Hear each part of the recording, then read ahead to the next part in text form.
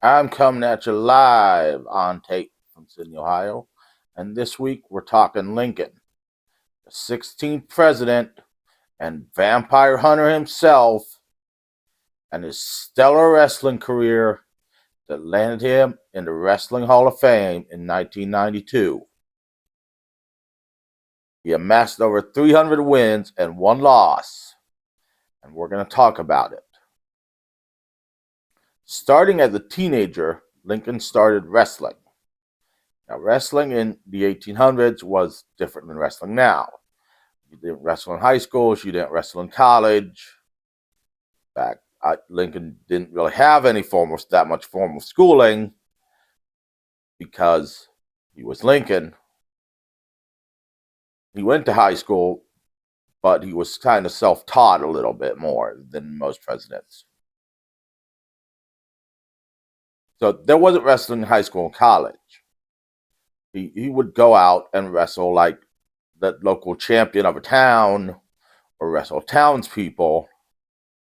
It was more like, the local town's champion would call out anyone who wanted to wrestle him, and Lincoln would show up 6'4", 180 pounds, and say, "Sure, I'll wrestle you." And it wasn't Olympic style wrestling; it was catch call wrestling or surefire wrestling, which was the kind. I don't think it's called surefire wrestling; it's called something else wrestling.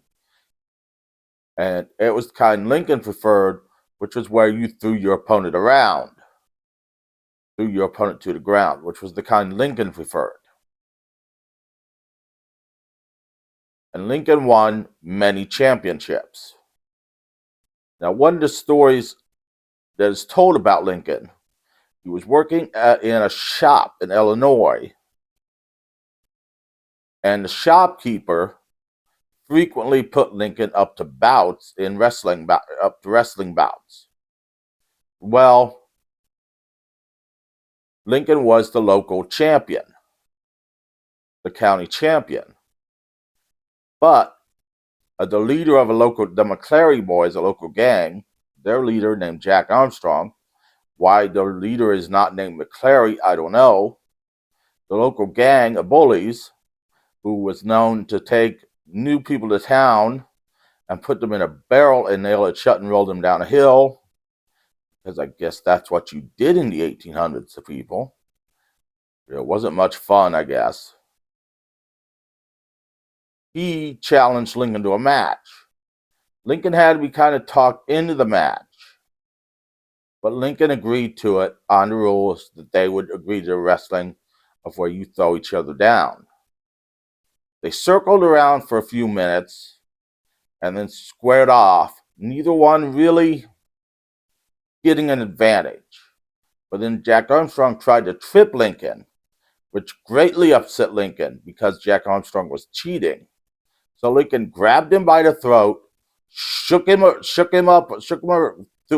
up in the air, shook him, and then slammed him down, thereby inventing the choke slam and knocking Jack Armstrong out, making him the winner. Well, the McClary boys didn't like this much and started surrounding Lincoln. And Lincoln said he would take them all one-on-one. About this time, Jack Armstrong woke up and declared Lincoln the winner and was humble in it and told the McClary boys to back off. And him and Lincoln became lifelong friends. Lincoln even defended him at one point in a trial later on.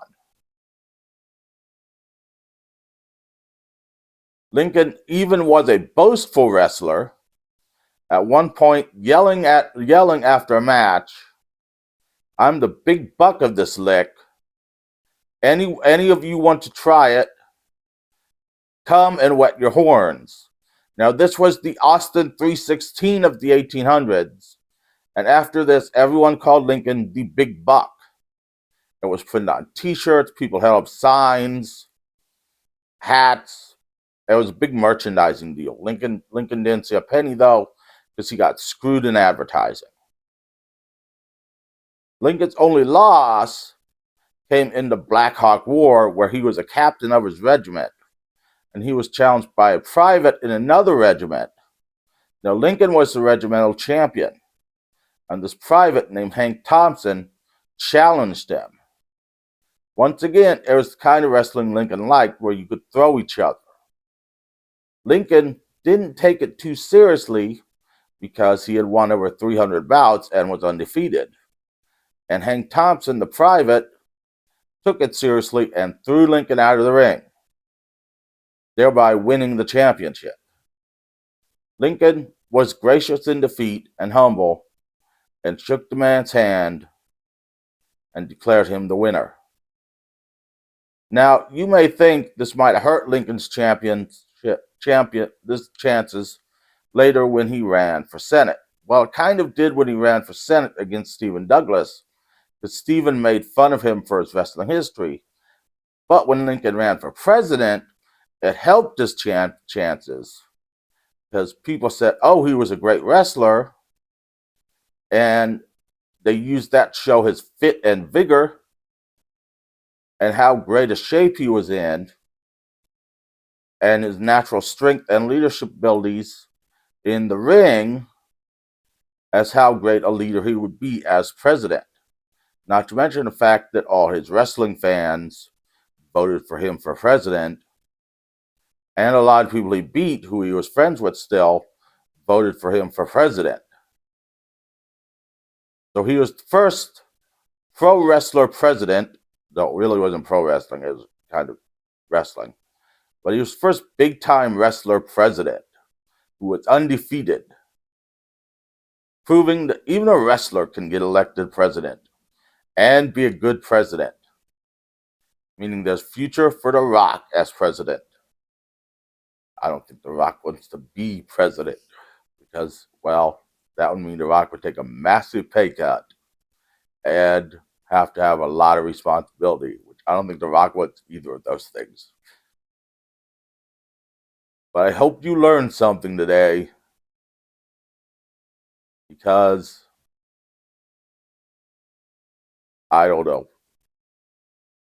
Next week we'll sure be talking about something else, because as interesting as talking about Lincoln and wrestling is, there were other presidents who wrestled, but none of them were as good as Lincoln, and none of them made it into Wrestling Hall of Fame. See you next week.